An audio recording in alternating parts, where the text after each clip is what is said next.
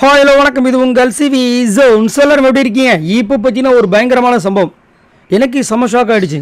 என்ன நடக்குது? நம்ம இதை பற்றி வந்துட்டு போன வாரம் ஃபுல்லாக அவ்வளோ பேசியிருந்தோம். தீபக் என்ன ஆகிடும் ஏதாகிடும், இது மாதிரி பண்ணலாமா, இவருக்கு ரெட் கார்டை கொடுக்கணும் அப்படி இப்படின்னு பேசுனா, இங்கே வந்து தீபக்கோட மனைவி வந்துட்டு ஒரு பேச்சு பேசுகிறாங்க. நம்மளுக்கு செம்ம ஷாக் ஆகிடுச்சு. என்ன சொன்னாங்கன்னா, ஒருத்தராக பற்றி கிண்டல் பண்ணிவிட்டு பேசிட்டு கலாய்ச்சிட்டு இருக்கும்போது டக்குன்னு ஜெஃப்ரியை பற்றி பேச ஆரம்பித்தாங்க. நான் கூட ஜெஃப்ரி வந்து எப்படியும் பயங்கரமாக கலாய்க்க போகிறாங்க அப்படின்னு நினச்சா. ஏன் அப்படின்னா அருணை போட்டு பொழந்தாங்க. அப்படின்னு இருக்கும்போது இங்கே வந்துட்டு தீபக்கை வந்துட்டு அவர் தூக்கி ஸ்மாக் போடுற மாதிரி ஒரு ட்ரை பண்ணார். எல்லாம் செம்ம ஷாக் ஆகிட்டோம். உயிருக்கு ஆபத்தாயிடும் போல இருக்குது, பயந்துட்டோம். முத்துக்கு ஒரு மட்டும் அன்றைக்கி பிடிக்கலன்னு வச்சுக்கோங்க.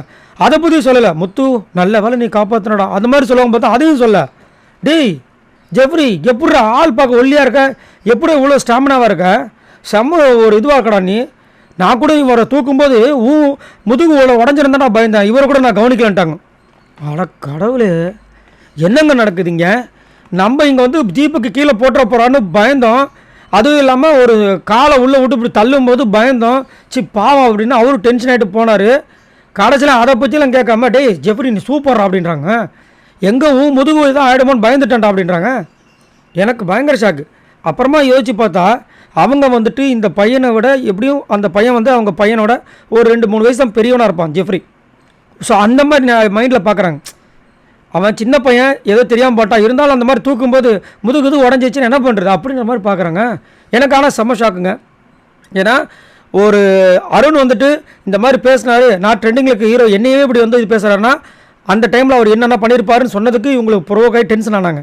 இப்போ வந்து இங்கே வந்து இப்படி ஒரு விஷயத்தை பண்ணியிருக்காரு, தீபக் கீழே விழுந்திருக்காரு, என்னென்ன பண்ணியிருக்காரு. ஆனால் அது அப்படி கேமாக எடுத்துக்கிட்டாங்க.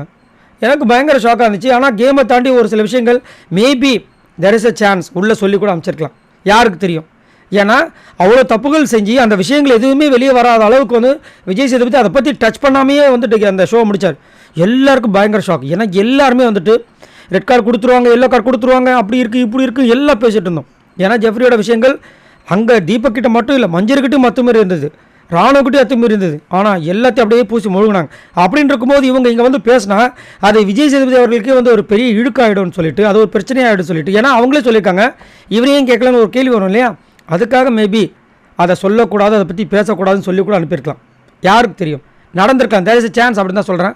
ஸோ நீங்கள் உங்களோட கருத்தை சொல்லுங்கள். நீங்கள் இந்த விஷயங்களை கேட்கும்போது பார்க்கும்போது உங்களுக்கு என்ன தோணுச்சு? நான் பயங்கர ஷாக் ஆனேன். ஏன்னா கண்டிப்பாக ஜெஃப்ரி ஏதாவது கேள்வி கேட்பாங்க, அருணையே இப்படி பழக்கிறாங்கன்னா இப்போ ஜெஃப்ரியை பழக்க மாட்டாங்கன்னு தான் நினச்சேன். பட் செம்ம டிசப்பாயின்மெண்ட்டாக இருந்துச்சு. இதை பற்றி உங்களோட கருத்தை சொல்லுங்கள். பாய் நண்பர்களே.